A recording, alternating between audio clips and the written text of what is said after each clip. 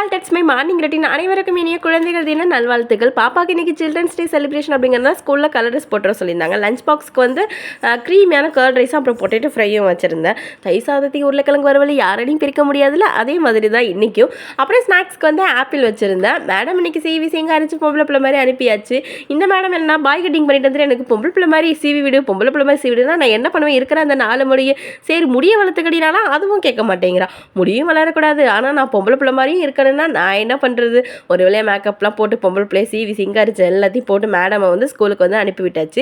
Husband போய் பாப்பாவை இன்னைக்கு சீக்கிரமே ஸ்கூலில் விட்டுட்டு வந்துட்டாங்க. ஏன்னா எனக்கு 8:30க்குலாம் ஸ்கூலில் விட சொன்னதுனால அதுக்கப்புறம் தான் வந்து அவங்க லஞ்ச் பேக் வந்து கட்டி எடுத்துகிட்டு போனாங்க. அவருக்கு வந்து அதே க்ரீமியான கர்ட் ரைஸ் வந்து தாளிச்சாச்சு.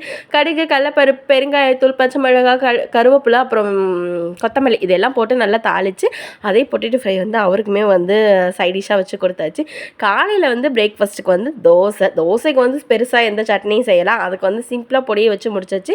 இன்னமும் இந்த பொட்டேட்டோ ஃப்ரை பார்க்கவே இன்றைக்கி ரொம்ப கலர்ஃபுல்லாக இருந்துச்சு. நெக்ஸ்ட் வீடியோவில் பார்க்கலாம். பாய்.